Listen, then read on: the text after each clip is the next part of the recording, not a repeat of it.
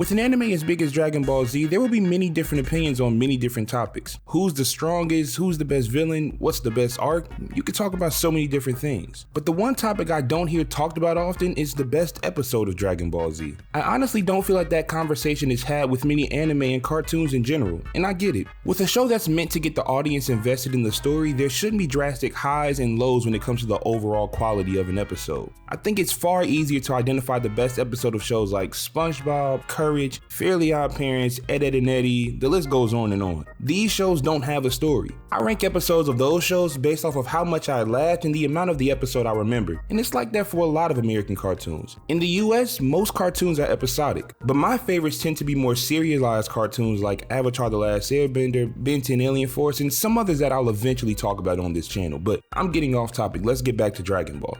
What makes a great episode of Dragon Ball Z? Now, of course, this is subjective, and I want to hear your opinions on this, so leave a comment and let me know what you think makes a Dragon Ball Z episode great, but this is my channel, and I'm going to list off what I think are the criteria. First off is great art and animation. Now, I know this doesn't have anything to do with the story, but I think if an episode is visually appealing, it enhances certain moments where there's great storytelling. The second box I think an episode has to check is its impact on the world the story takes place in, and this can kind of qualify as general storytelling too. And the last box is emotion, because a story can be great, but in my experience, I become truly invested in a story once I feel some type of emotion towards it. And I'm not limiting the emotion to sadness. Anger, joy, shock, all of these are included. There are a number of Dragon Ball Z episodes with great fight choreography, fantastic cinematography, well-written lines, shocking moments, and involve some main characters.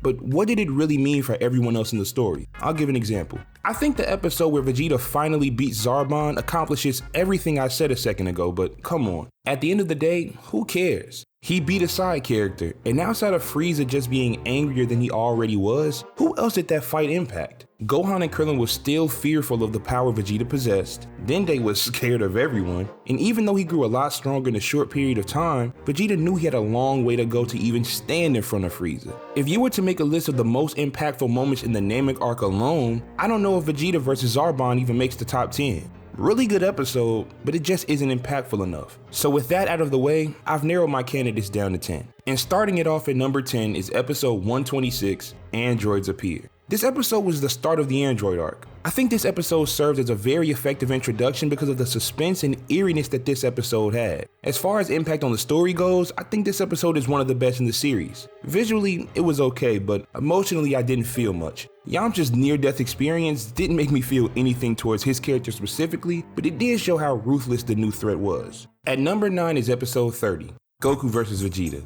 I mean, how could this episode not make the top 10? This fight begins what is one of the most iconic pairings in fiction in the last 40 years. The build up to this fight was fantastic. We hadn't seen Vegeta fight yet, and Goku being dead for nearly a year hadn't gotten the chance to display his full power. The fight choreography was nice, the cinematography was fantastic. It's a small thing that I don't know how I just caught, but the way Goku and Vegeta stood before fighting was symbolic. It kinda gives us a hint to how this fight is going to play out. Vegeta is above Goku, looking down on him, and that's because he is stronger. As good as this fight ended up being, base to base, Goku couldn't hold a candle to Vegeta. It wasn't until he used Kaioken and Goku destroyed the rock that Vegeta stood on where the fight seemed like an even match. He leveled the playing field. When I thought about the top 5 episodes of Dragon Ball Z, this episode came up first. But what this episode lacks in comparison to a good number of those ahead of it is the impact on the story. I know it sounds crazy to say that there are many moments more impactful to the story than Goku vs Vegeta for the first time, but just bear with me.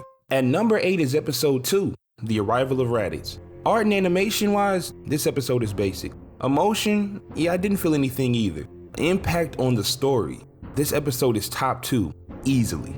And Goku having a brother isn't the reason why. It's important for sure, but it pales in comparison to finding out Goku is not a human. It provides so much context to everything that happened in Dragon Ball and changed the course of this story. The way Goku thought about himself, his power, even the way his friends looked at him changed. They saw him differently for his strength. They didn't like him any less, but wouldn't you look at your friend just slightly differently if you found out they were an alien 10 years after you met them?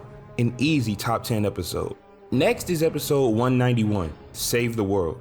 Now, I'm pretty sure when people think of great episodes from this part of the story, there's another one that you probably think is better than this, and don't worry, I'll get there. But I think this episode checks off all three of my boxes. The art and animation was good, like really good, and that's to be expected for the final battle of an arc. The impact on the story was felt here too because this is the transition from Goku to Gohan. Regardless of how Dragon Ball Z ended, this was originally intended to be the end of Goku's story, which affects everything.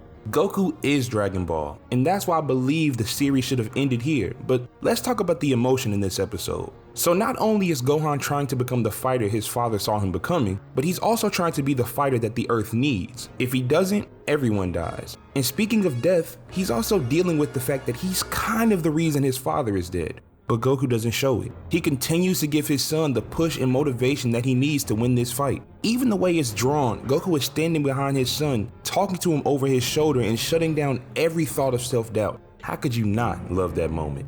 Next up is episode 86, The End of Vegeta. Another episode that is great in the emotions department. I don't know why I felt this way when I first watched Dragon Ball Z, but Vegeta didn't seem like a person that would get killed. It wasn't that I thought he was invincible because I saw him lose multiple fights, but he always came back. His death didn't only prove that he could be killed, but it also proved that to an extent, the way he conducts himself is an act. Right before he dies, Vegeta begins to cry, in front of Goku no less. He tells Goku just how much of a hand Frieza has had in his own life. Vegeta did everything that Frieza said just for him to turn around and kill his father. Took it a step further and then killed his entire race. And as he is laying on the ground in excruciating pain, he knows that Frieza has killed him too. Goku's motivation on Namek changed after this. His initial plans were to gather the Dragon Balls to revive those that were killed by Nappa and Vegeta. But after seeing how Vegeta broke down at the end of his life, he ends up not only fighting for Vegeta, but the Saiyan race as a whole.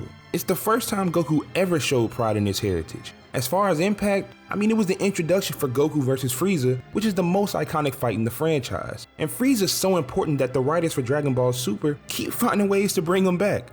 Starting the top 5 is episode 286, the episode where Goku beats Buu. This episode is only here because of how it made me feel. I've said it many times and I'm gonna say it again. I don't like the Buu arc, but the ending was phenomenal. The music was on point, the art and animation was good too. It was a cathartic experience. At number 4 is episode 95, Transformed at Last. After hearing about this legend from Vegeta for nearly the entire arc, it made seeing the transformation all the more satisfying. When it comes to impact on the story, this is number 1. Where would Dragon Ball be without Super Saiyans? The golden hair carries the franchise. The form isn't used too often nowadays, but it's still the most recognizable aspect of Dragon Ball outside of Goku. At number 3 is episode 237, Final Atonement. Vegeta sacrificing himself after committing all those terrible acts shows just how bad he was at being good in Dragon Ball Z. Everyone knows he's selfish, so he was going to get his fight with Goku no matter what. But he made sure to get Goku out of the way when it was time to deal with Buu. Buu was his responsibility.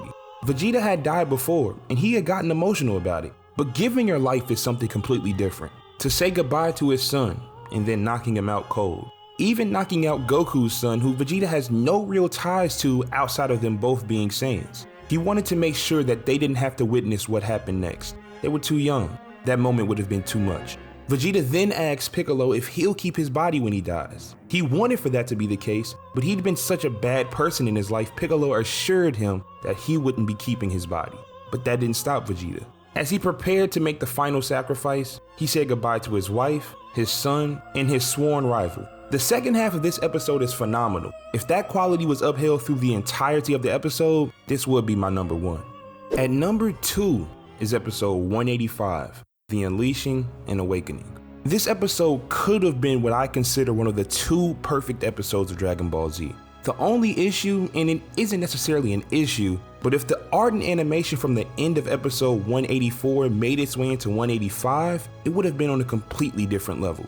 The art isn't bad at all, it just isn't top tier. But this episode's impact on the story is undeniable. This was a moment that had been anticipated for nearly 200 episodes. Before he transformed, Dragon Ball Z made it a point to let the audience know that Gohan's potential is far greater than anyone else's, but the only thing holding him back was his emotions. He'd get a quick boost of power, but it was gone as soon as it came. Pause. This level of control not only helped him achieve the form everyone else couldn't, but it also turned him into a different kind of fighter, much more decisive and ruthless, and this was seen in how he handled the Cell Juniors. From an emotional standpoint, I couldn't help but feel joy that this moment finally happened. I'm telling you, if this episode had better art, it would have been my number one. But the best episode in Dragon Ball Z is episode 120.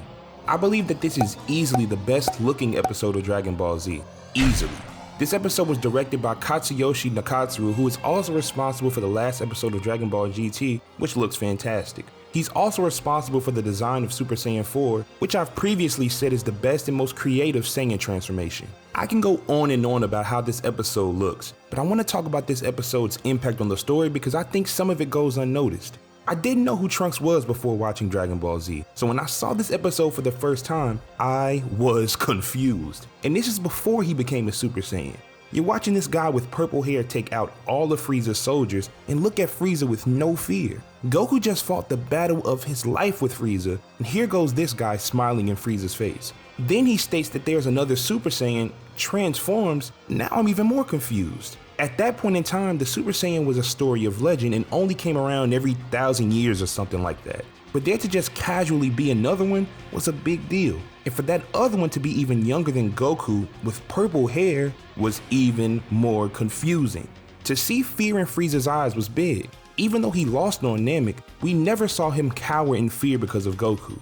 I mean, even seeing that the Z fighters were just as confused as I was a big deal. And this mystery fighter was so much of a big deal that not only was he the catalyst for the Android arc, but he's remained one of the most popular characters in the franchise since his introduction. The information he later gave to Goku changed their future for the better. Introducing the idea of multiple Super Saiyans and androids along with this episode's beautiful visuals makes it the magnum opus of the most popular anime of all time. If you enjoyed this video, please click the like button and let me know in the comments what your favorite episode of Dragon Ball Z is. Please, if you haven't already, subscribe to the channel so you know when I upload more videos like this. But until then, this is BigTune and thanks for watching. Y'all have a good one.